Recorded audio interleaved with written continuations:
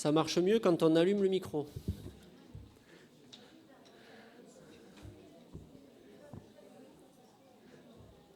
Voilà, je vous invite à prendre place tranquillement.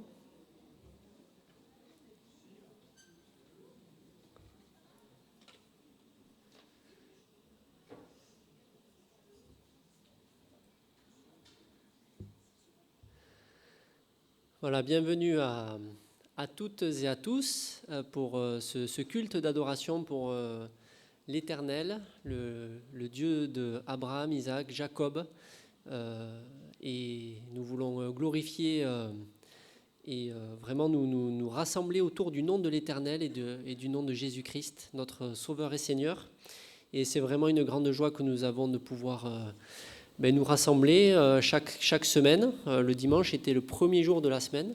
Donc voilà, les premiers chrétiens avaient l'habitude de se rassembler pour célébrer ensemble et c'est ce qu'on continue de faire des siècles plus tard en attendant le retour glorieux de notre Seigneur.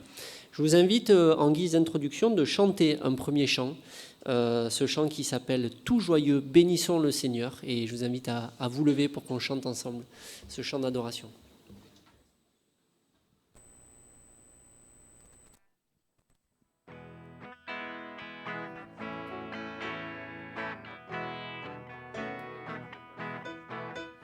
Tout joyeux, bénissons le Seigneur, chantons et célébrons ses louanges, adorons avec foi le Sauveur, nous joignons aux célestes phalanges, gloire à Dieu, que ce chant retentisse en tout lieu, gloire à Dieu. Ce chant retentisse en tout lieu, Dieu dans son incomparable amour, du ciel envoya son Fils unique, et la terre et les cieux dans ce jour s'unissent pour chanter ce cantique. Gloire à Dieu, que ce chant retentisse en tout lieu.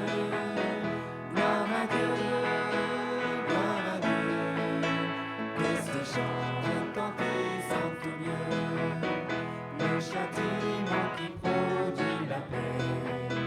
Jésus-Christ l'a subi pour mon âme, il voulut expier nos forfaits, en mourant lui sur le bois infâme. Gloire à Dieu, que ce chant retentisse en tout lieu.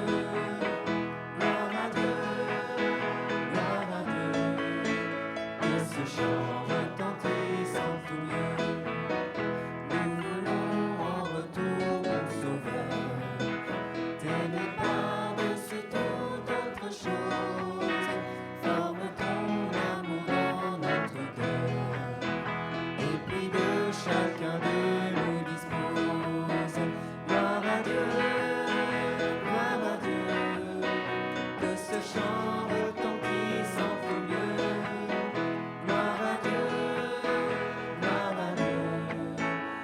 Ce chant retentisse en tout lieu, que ce chant retentisse en tout lieu.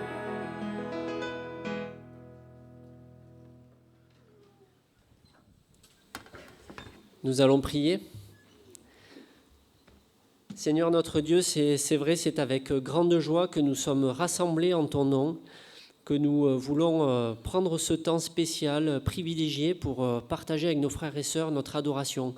Tu vois, nous avons chanté ce chant qui parle du message de la bonne nouvelle et qui retrace tout ce que tu as fait pour nous, tout l'amour que tu as pour nous, le fait que tu as envoyé ton Fils unique pour nous, pour prendre sur lui nos péchés, le fait que nous voulons nous rendre disponibles pour toi aujourd'hui en reconnaissance de cet amour immense que tu as envers nous. Et c'est vrai, nous voulons chanter ce chant d'adoration, gloire à Dieu. Sois glorifié, Seigneur, et nous voulons réaliser, parce que ta parole nous le dit, que lorsque nous chantons dans le ciel, il y a de la joie avec les anges, et nous voulons vraiment te considérer assis sur ton trône et considérer tout ce que nous ne pouvons pas encore voir, mais nous savons savons que c'est réel et nous savons que c'est là notre destination. Vraiment, sois adoré, Seigneur. Gloire à toi, que nos cœurs t'adorent dans ces moments de communion entre frères et sœurs et que nos cœurs t'adorent tout au long de la semaine, chaque jour, à chaque moment. Sois loué au nom de Jésus-Christ. Amen. Nous allons, avant d'ouvrir la parole, chanter un deuxième chant qui lui aussi raconte vraiment l'œuvre de Christ dans nos vies. Ce chant qui s'appelle « Rien ne peut sauver mon âme ». Et on peut se lever, si vous voulez, pour chanter ce chant.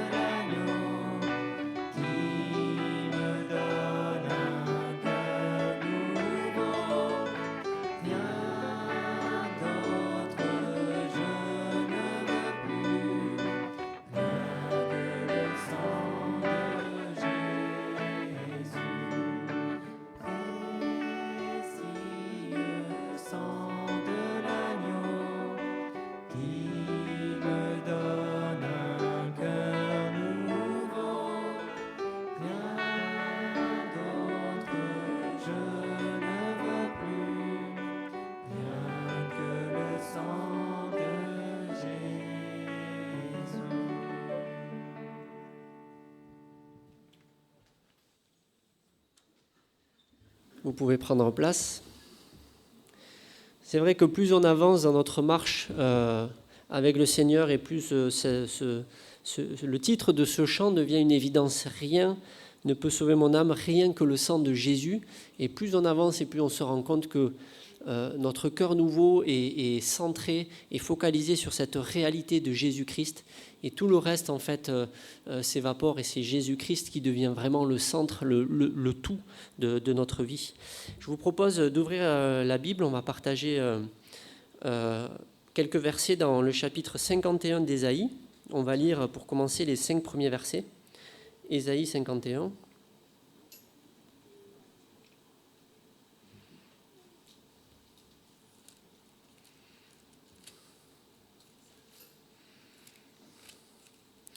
Où là encore, nous avons vraiment le plan de Dieu pour les hommes, pour son peuple d'Israël, mais aussi pour l'humanité dans son ensemble.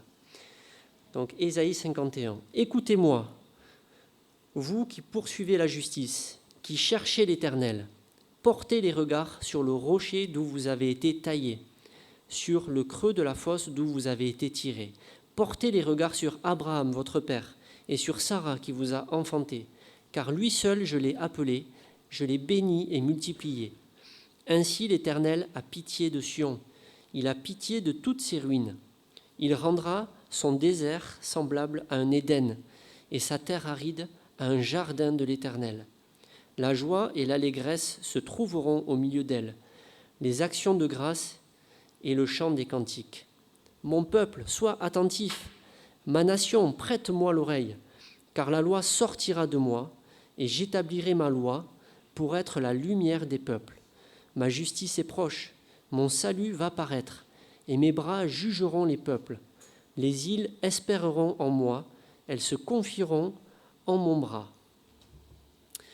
Donc voilà pour ces versets d'amour pour Dieu envers sa nation Israël. Et puis on voit que vraiment les prophètes dans l'Ancien Testament ont reçu ces révélations de la part de Dieu, que ce n'est pas simplement le salut pour Israël, mais que c'est vraiment le salut pour toutes les îles, toutes les nations, tous les peuples qui vont pouvoir être justifiés et pouvoir glorifier l'Éternel. C'est vraiment ça le but de Dieu pour l'humanité. La loi sortira de moi, j'établirai ma loi pour être la lumière des peuples. Jésus-Christ est vraiment celui qui apporte la lumière dans les peuples et il nous demande aujourd'hui aussi de refléter sa lumière autour de nous. Et c'est ce que vraiment nous cherchons à faire partout dans les situations dans lesquelles nous sommes placés.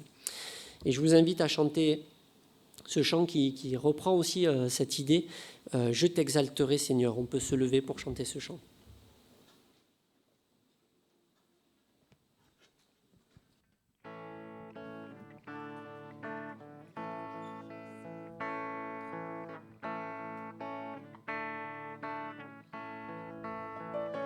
Je t'exalterai,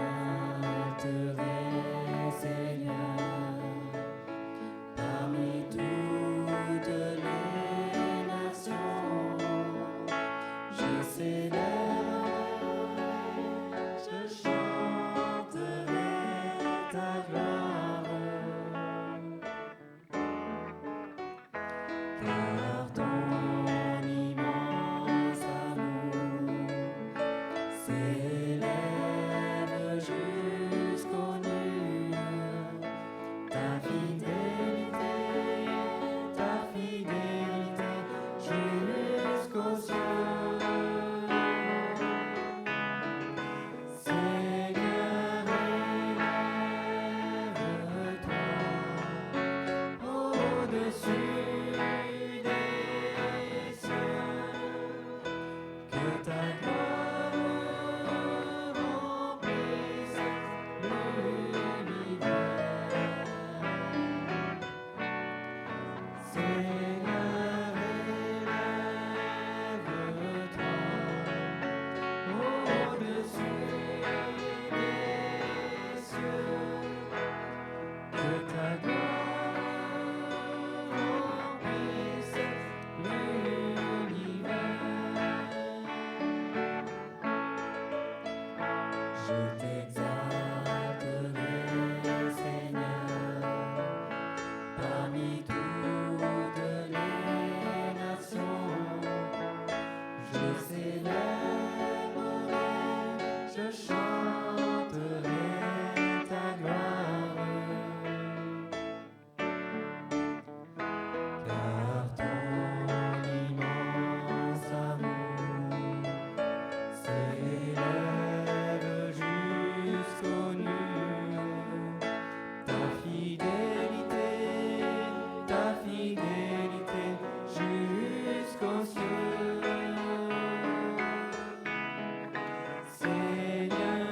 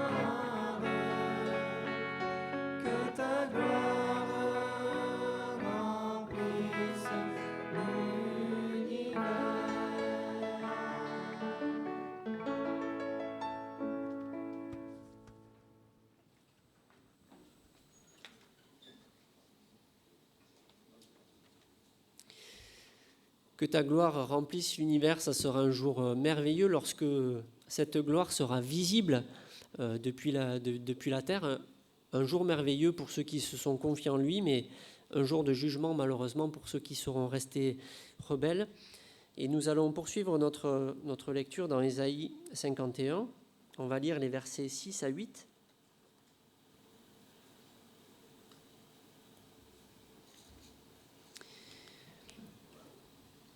Levez les yeux vers le ciel et regardez en bas sur la terre, car les cieux s'évanouiront comme une fumée, la terre tombera en lambeaux comme un vêtement, et ses habitants périront comme des mouches.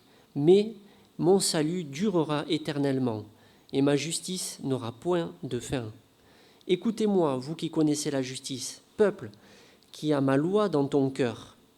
Ne craignez pas l'opprobre des hommes, et ne tremblez pas devant leurs outrages, car la teigne les dévorera comme un vêtement, et la gerce les rongera comme la laine, mais ma justice durera éternellement, et mon salut s'étendra d'âge en âge. Voilà encore ici un rappel des temps que nous vivons, des temps où on voit que le péché est bien réel, le péché est bien présent dans ce monde, et plus nous avançons dans l'histoire, et plus on se rend compte que même si l'homme évolue, même si l'homme se pense sage, même si l'homme communique de plus en plus, le péché, les guerres, la méchanceté du cœur est toujours intacte, elle est toujours là et elle a toujours besoin d'être réglée. Et ce n'est pas l'humanité ou l'humanisme qui règle ces choses, et on voit peut-être même que ça peut les accélérer. Donc on voit ici que le plan, il est clair. Malheureusement, on voit qu'il y a cette image, je ne sais pas si vous avez des mouches à la maison, mais quand elles tombent, elles tombent, et c'est vrai qu'elles ne durent pas tout le temps. Et malheureusement, ce monde-là va subir le jugement de Dieu. Et c'est ce qui doit vraiment, quelque part, terrifier notre cœur et nous pousser à refléter toujours davantage cette lumière. On voit qu'il est dit « Mon salut s'étendra d'âge en âge ». Ça veut dire qu'actuellement, on est encore sous le temps de la grâce, et combien nous pouvons profiter de ces moments pour essayer de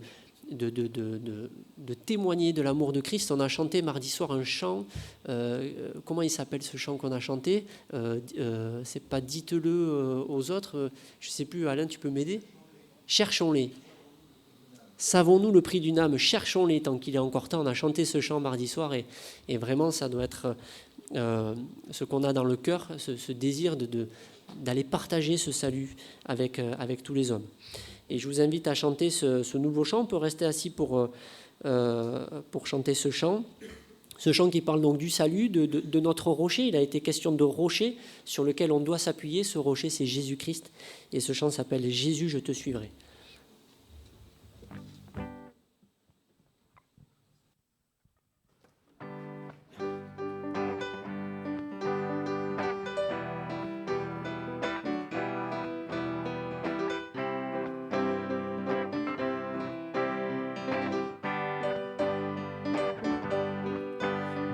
Quand le soleil inonde, tu remontes ta présence abonde.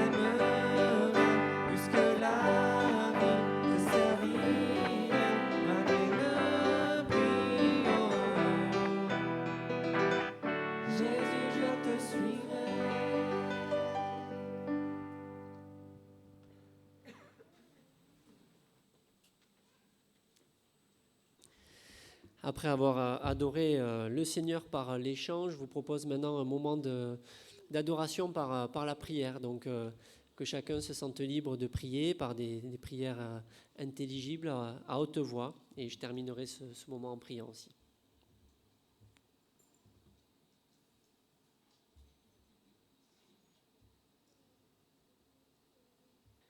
Oui, Seigneur notre Dieu, nous voulons, c'est vrai, nous associer et vivre d'un même esprit cette foi et te remercier, Seigneur, pour cet appel que tu as lancé à nos cœurs et que tu lances au cœur de chaque homme et femme que tu as créé, Seigneur, cet appel à la réconciliation.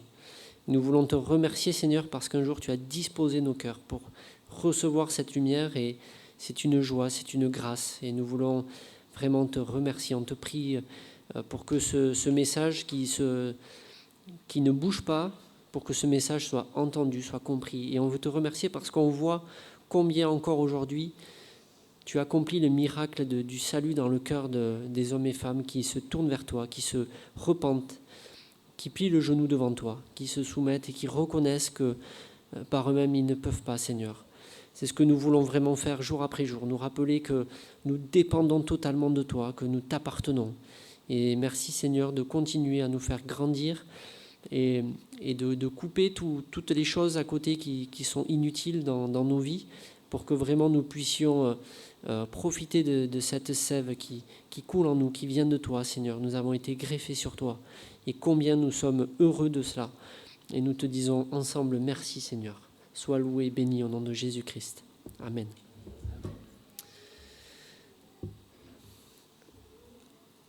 Voilà, donc nous avons adoré le Seigneur par le chant, par la prière. Nous allons maintenant l'adorer par les offrandes. Les offrandes, c'est un moyen aussi que nous avons d'adorer. Moi, quand j'étais petit, je me souviens qu'une fois, j'avais demandé de l'argent à ma mère parce que je voulais lui faire un cadeau. Donc, je lui avais demandé de l'argent et 5 minutes après, elle avait un cadeau, donc un petit cadeau. Et en fait, c'est un peu ça que l'attitude que nous devons avoir vis-à-vis du Seigneur. C'est lui qui nous donne tout et nous voulons simplement lui exprimer notre reconnaissance, notre amour et tout ce qu'on lui apporte, c'est rien. Il n'en a pas besoin, mais il veut juste voir nos cœurs qui sont heureux d'être attachés à lui, de lui appartenir. Donc nous allons passer pour récolter l'offrande et on peut se lever, on va chanter ce chant qui s'appelle « Ne crains rien, je t'aime ».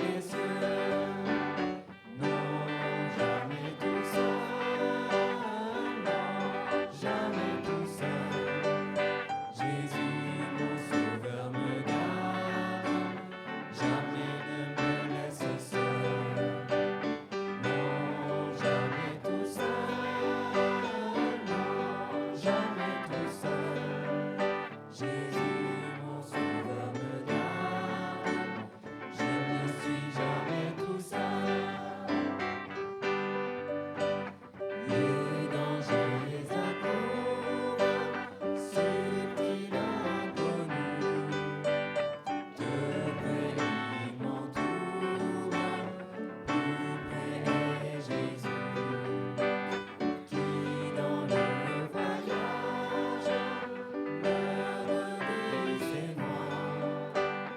Ne crains rien, courage, je suis toujours avec toi. Non, jamais tout seul, non, jamais tout seul. Jésus, mon sauveur, me garde, jamais ne me laisse seul. Non, jamais tout seul, non, jamais tout seul. Jésus, mon sauveur, me garde, je ne suis jamais tout seul.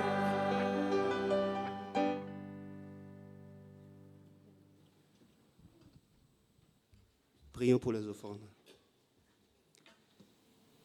Oui, Seigneur, il est vrai que tout t'appartient. Tu n'as pas besoin de notre aide pour faire avancer ton royaume. Mais tu prends plaisir à ce qu'on participe avec toi à l'avancée de ton royaume. Et c'est pour ça ce matin que nous te présentons ces offrandes, Seigneur, que tu puisses les bénir, que tu puisses aussi, Seigneur, bénir tous ceux qui vont l'utiliser, et que tu leur donnes, Seigneur, ta sagesse, afin que, Seigneur, toutes les décisions, tout ce qui sera, Seigneur, entrepris avec ces peu de moyens que tu nous as permis de te donner, Seigneur, que cela soit vraiment utilisé à bon escient, comme tu le veux, toi, selon ton plan parfait pour notre communauté. Merci encore pour ton amour, merci pour tout ce que tu fais et que tu es dans notre vie, dans le précieux nom de Jésus. Amen.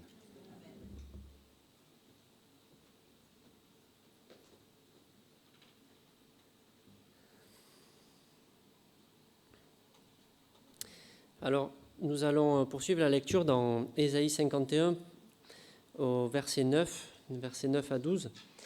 Et nous lisons « Réveille-toi, réveille-toi, revêt-toi de force, bras de l'Éternel.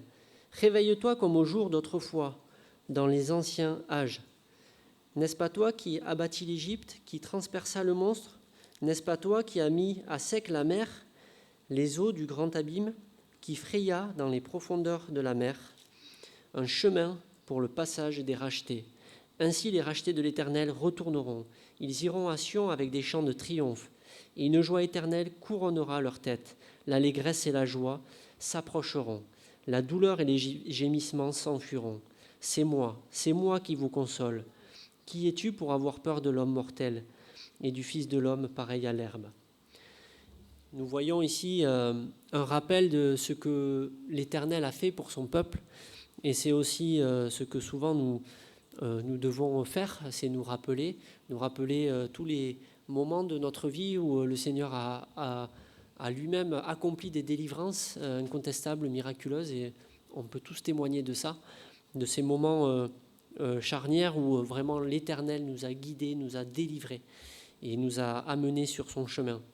Et c'est vrai que le peuple hébreu a vécu cette expérience de traverser la mer Rouge, où là, il ne pouvait que reconnaître que c'est le bras de l'Éternel qui les a conduits. Et nous, on a aussi cette image du baptême par lequel on est passé, c'est-à-dire qu'on a traversé les eaux pour vraiment être délivré de cette mort qui devait nous engloutir. Et on veut vraiment se rappeler ça ce matin autour de la Sainte Seine. Donc nous allons partager la Sainte Seine. On va simplement chanter un chant avant qui s'appelle « Mon Dieu, par quel amour ». Et on peut se lever pour ce chant.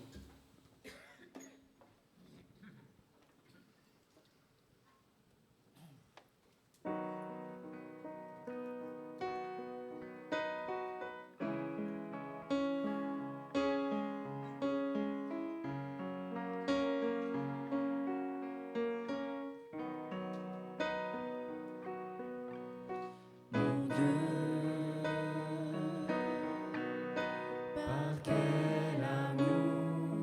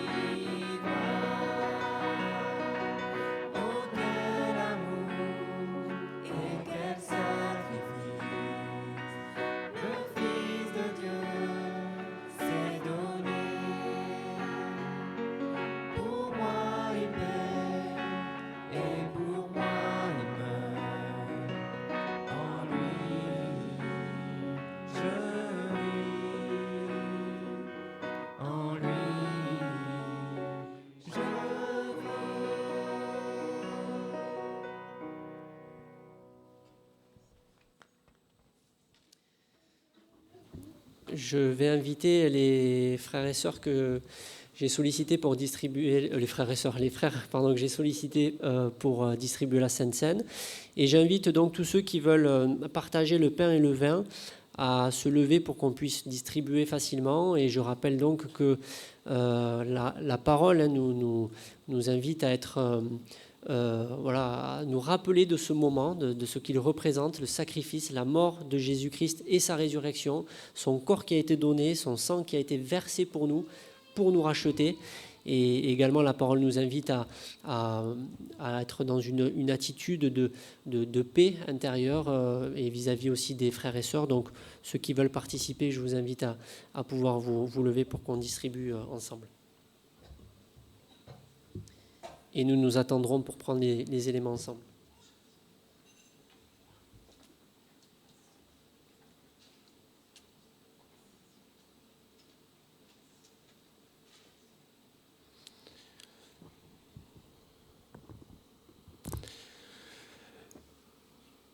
Oui, Seigneur notre Dieu, encore une fois ce matin, on veut te remercier, Seigneur, pour ce sacrifice à la croix, Seigneur, où c'est vrai, Seigneur, on l'a rappelé dans tous les chants, dans les méditations ce matin, que tu as tout payé pour nous.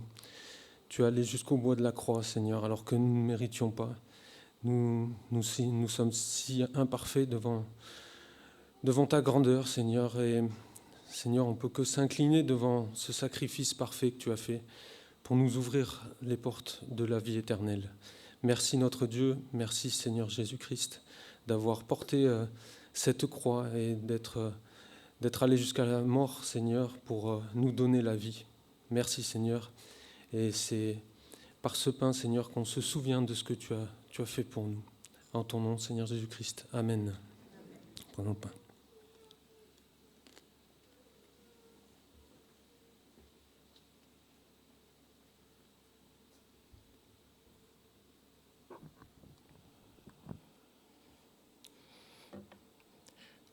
Seigneur, ton sang, Seigneur, a coulé.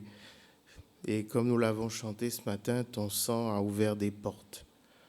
Oui, ton sang n'a pas coulé, ce si grand prix, Seigneur, que tu as donné, ce sang si précieux qui nous a donné la vie et qui nous a donné l'accès à ce trône, l'accès à ce ciel, l'accès à cet avenir, l'accès à cette espérance. Oui, nous ne sommes pas sans force ici-bas, nous avons une merveilleuse espérance que ton sang, Seigneur, a permis que les portes, Seigneur, soient ouvertes vers cette espérance. Merci encore pour ton sang, Seigneur. Au nom de Jésus, amen. Prenons le vin.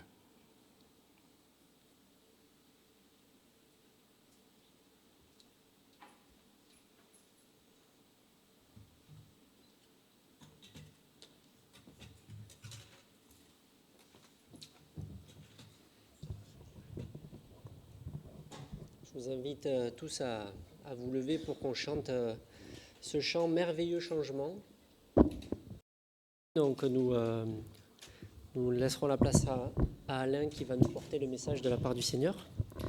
Donc Merveilleux changement que nous allons chanter ensemble.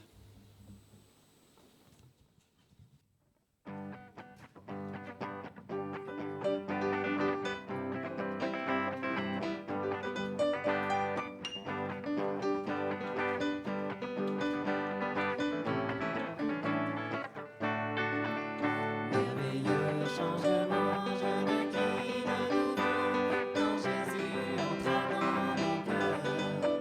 Et mon jour lumineux, tout fut clair, tout fut beau, quand Jésus entra dans mon cœur. Quand Jésus entra dans mon cœur. Quand Jésus entra dans mon cœur. Ce fut joie et bonheur, ineffable faveur. Quand Jésus entra dans mon cœur, autrefois égaré, je suivais mon chemin. Quand Jésus entra dans mon cœur, il lava ma souillure et me prit par la main. Quand Jésus entra dans mon cœur, quand Jésus entra dans mon cœur, quand Jésus entra dans mon cœur, ce fut joie et bonheur, ineffable faveur. Quand Jésus entra dans mon cœur, je jouis d'une paix, d'un espoir assuré. Depuis qu'il entra dans mon cœur, il bannit toute peur et toute obscurité. Depuis qu'il entra dans mon cœur, quand Jésus entra dans mon cœur, quand Jésus entra dans mon cœur, ce fut joie et bonheur, ineffable faveur. Quand Jésus entra dans mon cœur, ma demeure éternelle est au ciel, je la prie. Quand Jésus entra dans mon cœur, pour toujours j'y serai, oui je l'ai bien compris. Quand Jésus entra dans mon cœur, quand Jésus entra dans mon cœur, quand Jésus entra dans mon cœur, ce fut joie et bonheur, ineffable faveur. Quand Jésus entra dans mon cœur.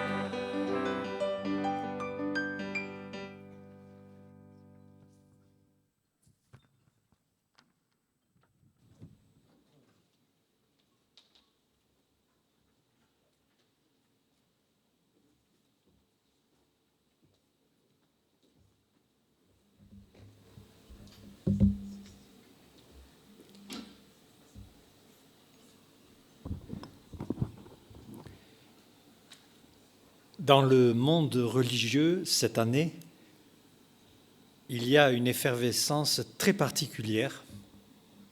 Je pourrais presque dire c'est une fièvre. Et cela vaut la peine de s'arrêter quelques instants et de regarder ce qui se passe, puisque cette année a été déclarée être une année jubilaire. C'est-à-dire c'est une année qui n'a lieu que tous les 25 ans. Et il y a des pèlerinages qui se font à Lourdes, cela commence demain, pendant une semaine. Depuis le début de l'année, cela s'est passé à Rome. Des pèlerins entreprennent un voyage. Et un pèlerinage, c'est un voyage qui est effectué par quelqu'un qui aspire à atteindre un lieu sacré afin d'obtenir le pardon et une grâce plénière, afin de pouvoir entrer en contact avec le divin. Officiellement, l'indulgence plénière, c'est ce qui est enseigné par l'Église, est une grâce qui est offerte par Dieu à l'occasion de l'année jubilaire. Et 2025, nous y sommes. Elle est la réparation et l'effacement du désordre causé par le péché. Alors cette année jubilaire a été instituée par le pape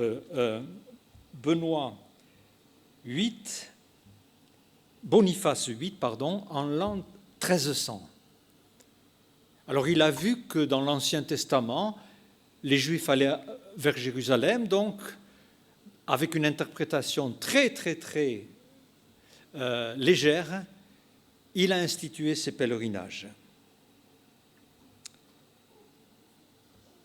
Ce que je vais vous dire, on pourrait s'en moquer, mais c'est quand même assez triste.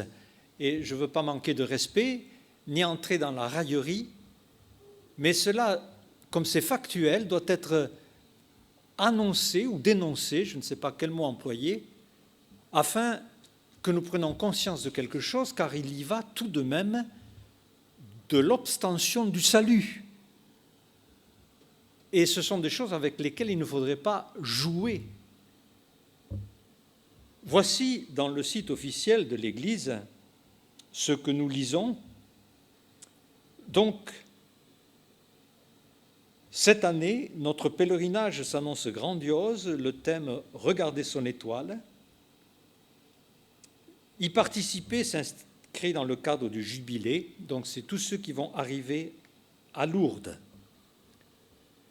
À Rome, en ce moment, une porte est ouverte.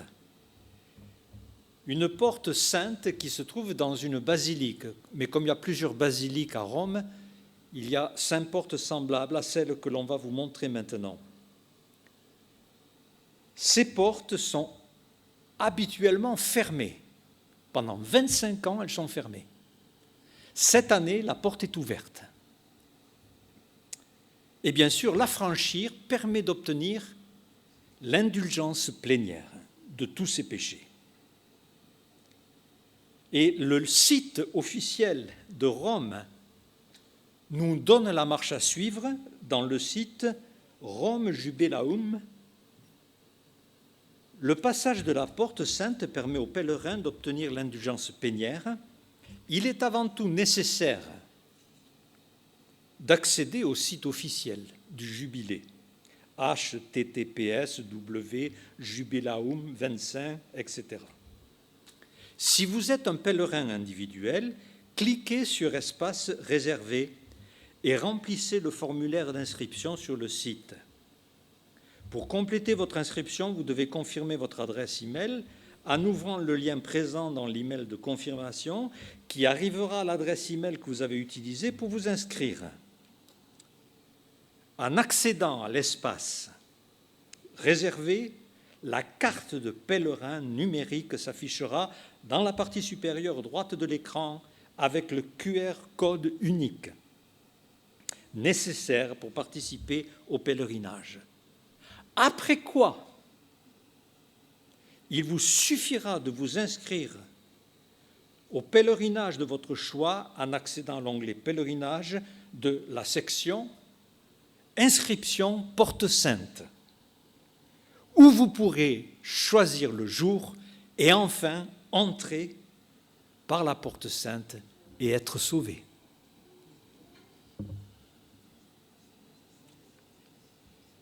Voilà l'enseignement qui est donné à des millions de gens qui, sincèrement, essaient de trouver plus de paix, s'approcher de Dieu.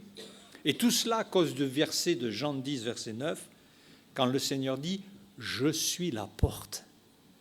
Celui qui entre par moi sera sauvé. » Bien sûr, c'est une image. Il a dit aussi « Je suis le chemin, je suis la lumière, je suis le cep. » Mais ce n'est pas le seul. Il y a d'autres pèlerinages en ce moment. Dans l'hindouisme, la Kumbh Mela, fête de la jarre sacrée, est un rassemblement, c'est le plus grand rassemblement de tous les pèlerinages. À peu près 100 millions de personnes y vont. Et ce pèlerinage n'a lieu que tous les 12 ans. La dernière fois qu'il a eu lieu, c'était en 2013. Donc, 2025, à nouveau le grand pèlerinage pour se plonger dans les eaux sacrées afin d'obtenir le pardon et d'être lavé. Dans l'islam aussi, la Kaaba, qui veut dire cube, en arabe, c'est un bâtiment de 14 mètres de haut où il faut y aller au moins une fois dans sa vie. Et le musulman a l'obligation donc d'aller dans ce pèlerinage pour chasser tout ce qui est négatif, pour être purifié.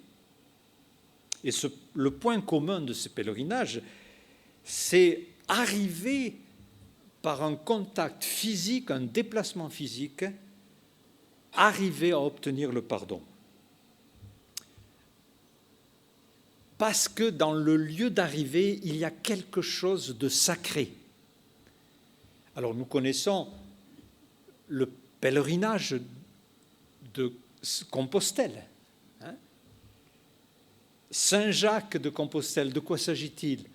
On peut en dire un mot, puisque un des chemins passe par Pau.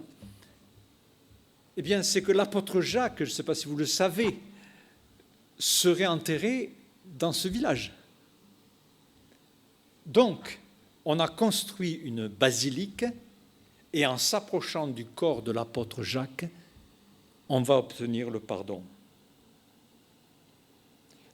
Le pèlerinage n'a de sens que s'il y a quelque chose de sacré. Et c'est le pape qui décide qu'une église devient donc une basilique. Parce qu'il y a quelque chose d'important. Donc l'église est élevée à un niveau royal, on pourrait dire, un niveau de noblesse absolue. Il y a un corps, il y a une relique, il y a quelque chose d'important. Des privilèges particuliers sont donnés au pèlerin qui vient s'humilier, toucher le lieu.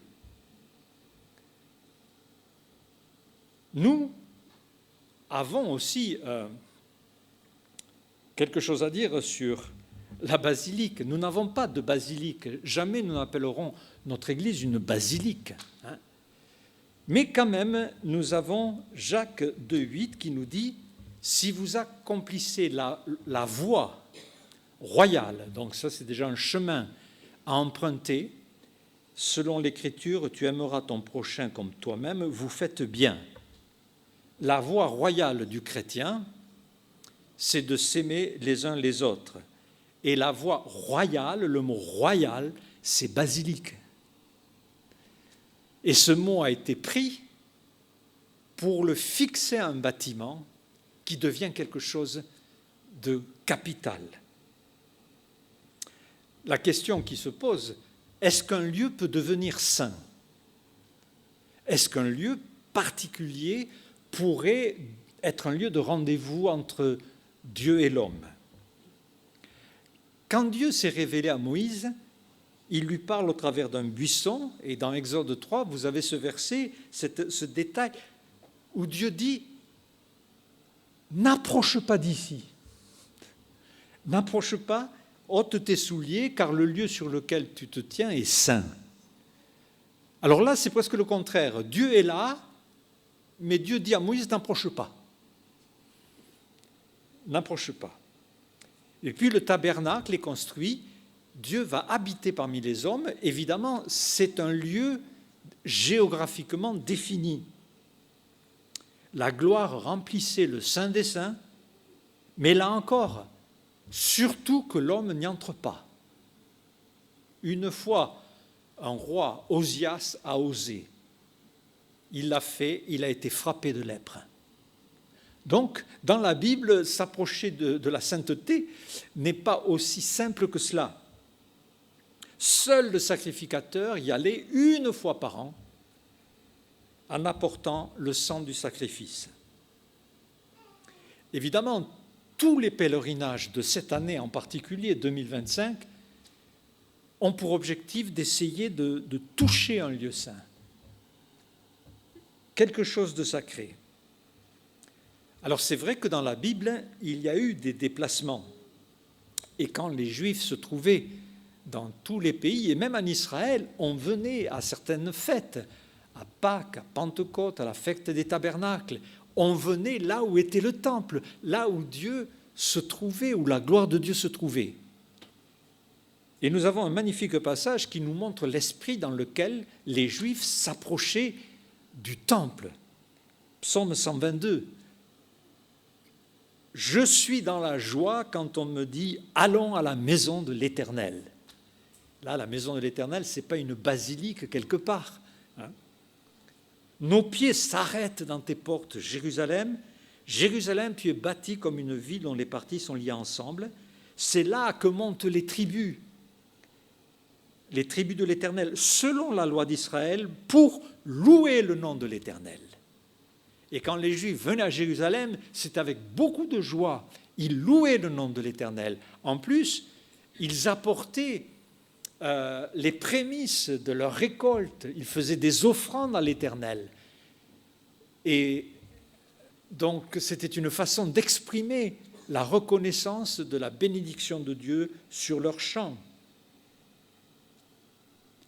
Et si quelqu'un avait été torturé par un sentiment de culpabilité, honteux d'avoir fait quelque chose, il venait au temple et donnait au sacrificateur un agneau, un animal, qui allait être sacrifié pour son pardon. Et cela en attendant que l'agneau de Dieu vienne parmi les hommes. Et quand Jésus se trouve parmi les hommes, il va enseigner un bouleversement. Voilà, je suis l'agneau de Dieu, mon sang va être versé. Le libre accès dans le sanctuaire, dans le lieu céleste, nous est ouvert, car le lieu saint maintenant est au ciel. Et il dit à une femme dans Jean chapitre 4, verset 21, « Crois-moi, l'heure vient où ce ne sera ni sur cette montagne, ni à Jérusalem que vous adorerez le Père. Vous adorez ce que vous ne connaissez pas, nous adorons ce que nous connaissons, car le salut vient des Juifs. Mais l'heure vient, et elle est déjà venue, où les vrais adorateurs adoreront le Père en esprit, en vérité. Ce sont là les adorateurs que le Père demande. Ce n'est pas à Jérusalem, ce n'est pas dans un autre endroit, ce n'est pas à Lourdes, ce n'est pas à Rome, où il y avait, le mois dernier, 1 million de pèlerins. 1 million de jeunes étaient réunis à Rome. Dieu demande des adorateurs en esprit et en vérité. Parce que, maintenant, pour le pardon, on peut le dire haut et fort, et c'est pour cette phrase que j'avais à cœur de prendre ce thème. Nous n'avons pas de voyage à faire pour notre pardon. Aucun lieu n'a le privilège de me faire obtenir la grâce. Ce voyage, s'il faut parler de voyage, a été fait, c'est Christ qui l'a fait du ciel à la terre. C'est lui qui l'a accompli. Maintenant, une fois que j'ai le pardon, une fois que je comprends que Christ est mort et ressuscité et je crois en lui, je l'ai accepté comme un sauveur, alors là commence le vrai pèlerinage, et qui est tout à fait autre chose. Le vrai pèlerinage. Je voudrais vous montrer ce verset, 1 Pierre 2,11. « Bien-aimés, je vous exhorte comme étrangers et voyageurs sur cette terre à vous abstenir des convoitises charnelles qui font la guerre à l'âme. » Voyageurs, donc, c'est un terme très très important qui vient du latin peregrinato, pérégrination, qui veut dire voyage lointain. Nous avons un voyage à accomplir une marche à entamer. Et si quelqu'un ce matin acceptait dans son cœur Jésus-Christ, il commence une marche, non pas pour aller vers un salut, mais parce qu'il a le salut. Et c'est une nouvelle marche. Permettez-moi de vous en donner quelques petits détails de cette marche. Comme dit Romain, on marche en nouveauté de vie, qui a été préparée pour nous. Alors c'est vrai que certains d'entre nous, nous avons entamé cette marche il y a longtemps, peut-être il y a 1 an, il y a 2 ans, 10 ans, 30 ans, etc., etc. Mais on avance. Peut-être parfois avec des hésitations, avec des chutes, avec des moments de découragement, mais nous marchons vers la demeure que Dieu a préparée pour nous. Puisque nous parlons de pèlerinage, dans le bon sens du terme cette fois, en 1675, un chrétien a été emprisonné en Angleterre parce qu'il a voulu se rassembler avec d'autres chrétiens, mais l'Église anglicane lui avait interdit. Donc il se retrouvait en prison. Et en prison, il va écrire une sorte de fable, enfin d'allégorie, d'illustration de ce que peut être la marche avec le Seigneur. Donc il va donc utiliser des images très concrètes. Voilà, c'est un homme qui prend son bâton, qui marche. Ça commence par la cité de la destruction pour finir dans la cité céleste. Donc il va connaître des lieux particulièrement difficiles, le château du doute, le bourbier du découragement. Il va croiser des gens peu encourageants comme le séducteur, le moqueur, le persécuteur, etc. Et ce chrétien s'appelle John Bunyan. Je ne sais pas si on a son livre dans la... Alors, lisez ce livre parce que c'est vraiment très intéressant. Et j'ai découvert qu'il est gratuit en PDF sur Internet. Et ce livre a été traduit en plus de 200 langues, tellement il a encouragé les chrétiens. Donc, il décrit tout le combat de la vie chrétienne, notre marche avec le Seigneur. Mais le vrai pèlerin, donc, nous est particulièrement connu et le Seigneur sait la marche que nous avons à entreprendre. Quelques versets, Galates 5,16, n'est-il pas écrit « Marchez selon l'esprit et vous n'accomplirez pas les désirs de la chair ». Et dans ce contexte, les versets suivants parlent un peu des mêmes choses. Au verset 18, « Conduit par l'esprit », verset 22, « Le fruit de l'esprit », verset 25, « Vivons par l'esprit ». C'est l'esprit de Dieu en nous qui nous fait marcher. Donc nous avons le Saint-Esprit, nous ne sommes pas en quête de quelque chose de saint, nous avons le Saint-Esprit qui nous donne la force. Et cela, juste ce verset nous interroge, mais à quoi avançons-nous? Quel est notre carburant? Qu'est-ce qui nous donne la puissance? Vous recevrez une puissance et vous serez mes témoins jusqu'aux extrémités de la terre. Il est arrivé parfois que lorsque quelqu'un achète une nouvelle voiture et change d'un diesel pour essence ou essence pour diesel, le vieux réflexe reste et on se trompe de carburant. C'est arrivé à quelqu'un? Je vois, voilà, donc il y a un petit groupe de malheureux qui ont connu ça. Mais alors là, c'est la cata, on ne peut plus avancer. On n'avance plus. Mais un chrétien pardonné peut par moments se tromper de carburant. Et au lieu de se reposer sur le Seigneur, agit par ses forces, agit selon ses ressentiments et change et s'alimente à la mauvaise pompe. Et là, tout se bloque. Et vous pouvez le vivre maintes fois, tout se bloque. Dans votre vie personnelle, à la maison, au travail, où que vous soyez, tout se bloque si vous ne marchez pas selon l'Esprit. Éphésiens 4, 1, je vous exhorte, moi, prisonnier dans le Seigneur, à marcher d'une manière digne de la vocation qui vous a été adressée, en toute humilité, avec patience, vous supportant les uns les autres avec amour, et vous efforçant de conserver l'unité par le lien de la paix.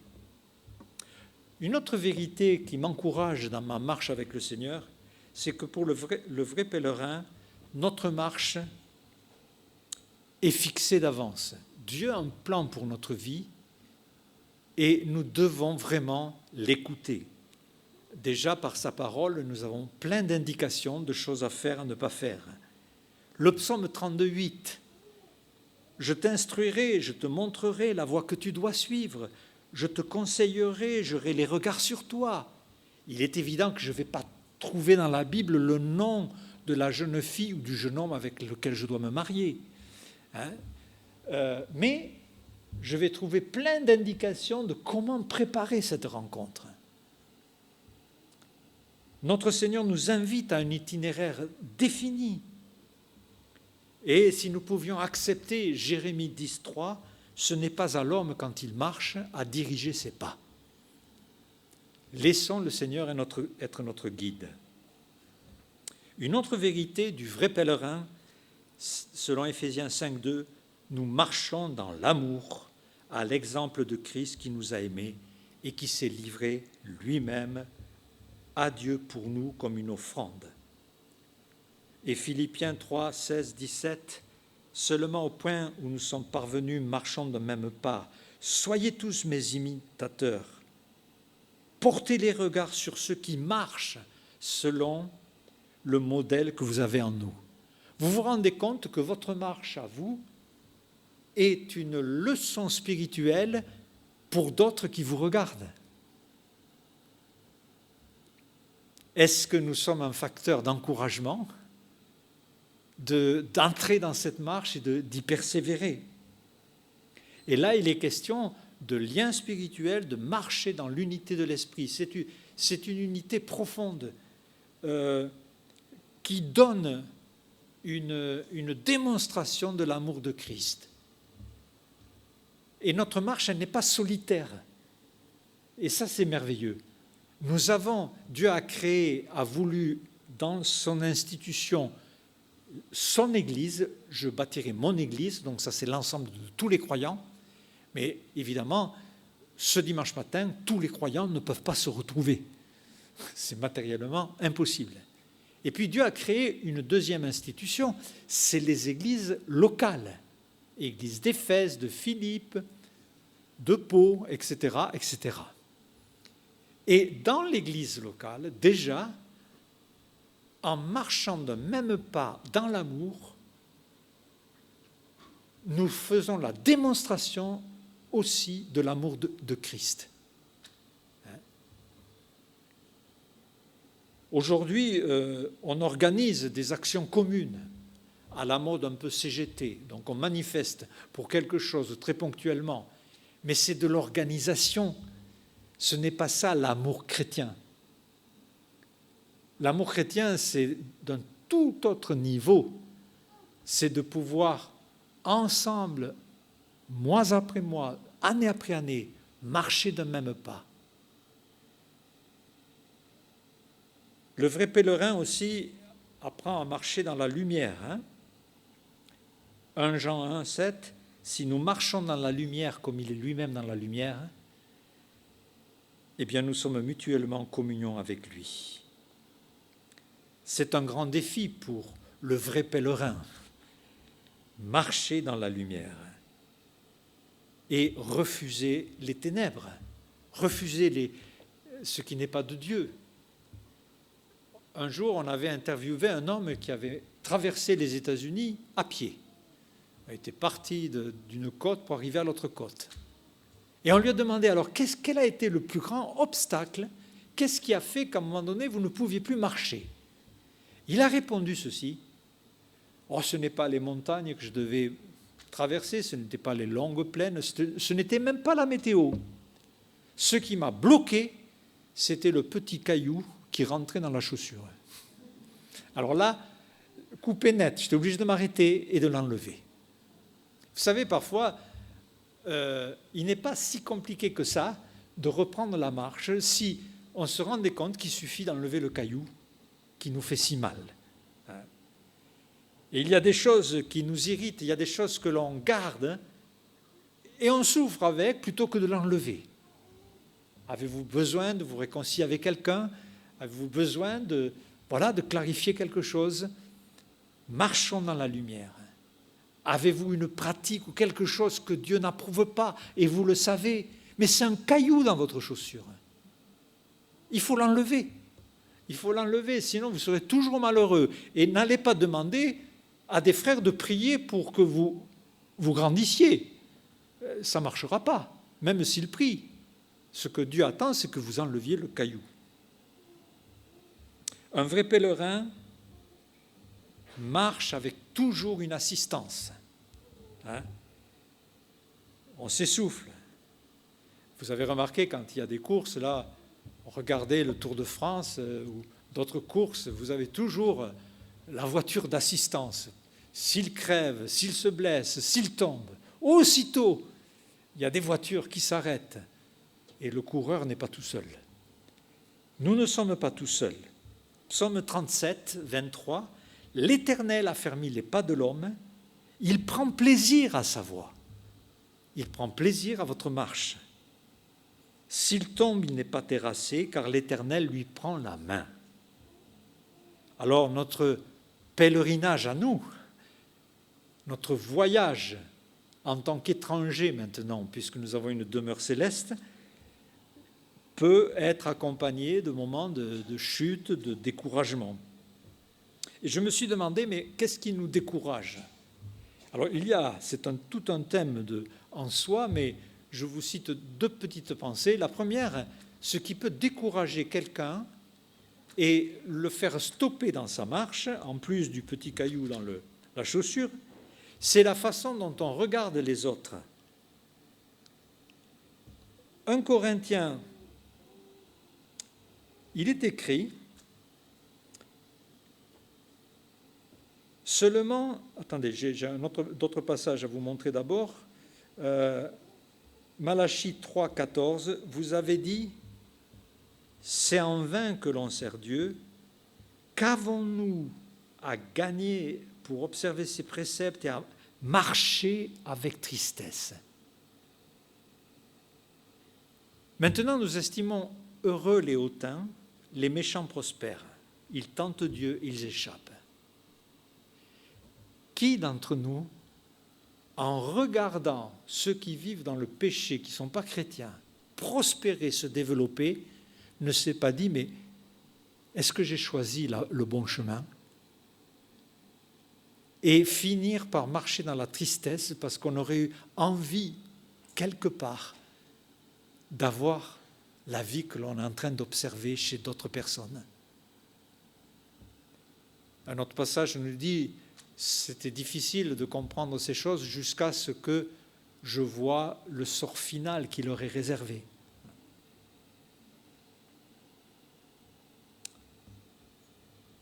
Après, nous constatons aussi que des épreuves nous arrivent aux uns et aux autres, et parfois, elles ne sont pas les mêmes que d'autres chrétiens. Si nous marchons dans l'unité, si nous marchons vers le ciel, pourquoi certains auront plus d'épreuves? Pourquoi certains vont souffrir et d'autres disent, ma vie chrétienne, ça a toujours été un long fleuve tranquille. Alors, qui a raison? Les deux ont raison, bien sûr. Il y a un verset assez étonnant, 1 Corinthiens 7, 17, que chacun marche selon la part que le Seigneur lui a faite et selon l'appel qu'il a reçu de Dieu. Alors l'appel, c'est non seulement les responsabilités, les choses à faire, mais dans l'appel, il y a aussi l'itinéraire et pourquoi Dieu nous a bâtis comme il nous a bâtis. Tout le monde n'est pas égaux dans la santé, dans les capacités, etc. Cette semaine, j'étais dans la salle d'attente chez le docteur et il y avait 3 dames. Donc l'une s'est mise à parler de tous les bobos de sa vie. Alors je connais tout de sa vie, ses enfants, leur âge, leur pathologie, tout. Elle n'arrêtait pas, elle n'arrêtait pas. Et puis elle n'arrêtait pas aussi de dire, on n'est vraiment pas tous pareils, parce qu'elle a parlé aussi des vaccins, du sida, du Covid, des effets des thérapies, etc. Et certains ont réagi bien, d'autres pas bien, etc. Mais on n'est pas tous pareils. C'est vrai, on n'est pas tous pareils. Que chacun marche selon la part. Et pour bien marcher, je dois accepter la part que Dieu me donne. Une autre traduction dit que chacun marche selon la condition que Dieu lui a assignée. C'est cela que ça veut dire. Nous devons être reconnaissants de ce que nous avons et nous devons vraiment accepter comme étant la volonté de Dieu des choses que nous n'avons pas. Et nous ne devons pas paniquer, sortir de la marche parce que les circonstances, nous ne les comprenons pas. De toute façon, c'est très compliqué d'interpréter les circonstances. Très compliqué. Et nous devons rester confiants. J'aime cette petite histoire d'un roi qui vivait dans un pays lointain, qui était moqueur, il ne croyait pas en Dieu, mais il avait un serviteur qui, lui, y croyait profondément. Et quand ce serviteur parlait au roi, il lui disait j'ai confiance à mon Seigneur, je m'appuie sur lui, il est vraiment tout pour moi, il guide ma vie. Alors le roi se moquait et riait de cela. Puis un jour, ils sont partis à la chasse. Une bête sauvage attaque le roi et son serviteur intervient, finit par tuer l'animal, mais malheureusement, le roi a perdu un doigt. Et l'animal a réussi à lui arracher un doigt, il perd un doigt. Et le roi est furieux, sans aucune gratitude envers le serviteur. « Ah, si Dieu était bon, il n'aurait jamais permis que je perde un doigt. Pourquoi j'ai perdu un doigt ?» Et puis le serviteur dit « Mais vous vous trompez, maître, Dieu sait ce qu'il fait. Dieu sait ce qu'il fait. » Mais comme il est vraiment agacé par l'attitude du serviteur, il le jette en prison. Et pendant ce temps, après quelques semaines, le roi entreprend une nouvelle chasse. Cette fois, le serviteur n'est pas là, il est en prison. Et le roi est capturé par une tribu très sauvage qui font des sacrifices humains et qui veulent consacrer ce roi à leur Dieu. Mais il découvre qu'il lui manque un doigt. Oh, ce n'est pas une offrande digne de notre Dieu. Allez, va-t'en. Donc, le roi est relâché. Le roi se dit, et si mon serviteur avait raison ? Finalement, ne plus avoir le doigt lui a sauvé la vie. Alors, il ordonne au serviteur qu'il soit libéré. Et sur ces entrefaits, le roi finit par quand même poser la question qui lui brûle les lèvres. Mais si tu maintiens que Dieu contrôle tout et le meilleur pour ma vie, pourquoi a-t-il permis que je te jette en prison ? Mais le serviteur a répondu, mais c'est très simple. Si j'étais venu avec vous à cette chasse, c'est moi qui aurais été sacrifié.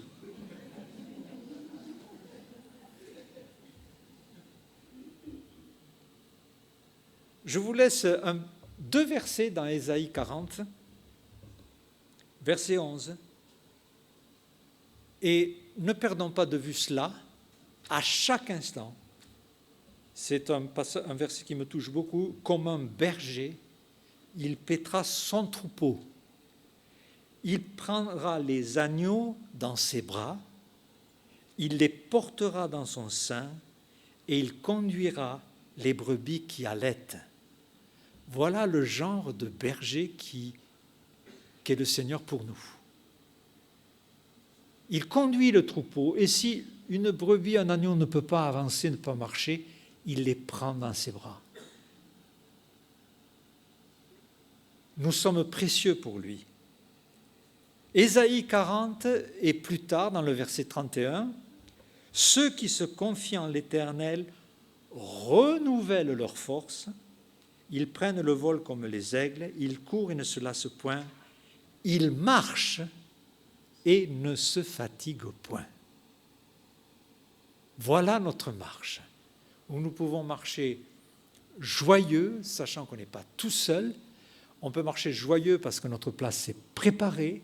On peut marcher en comptant sur notre Seigneur, qui va nous apprendre beaucoup de choses en se servant des expériences, des circonstances, de tout. Mais restons nos cœurs et nos yeux tournés vers lui. Amen.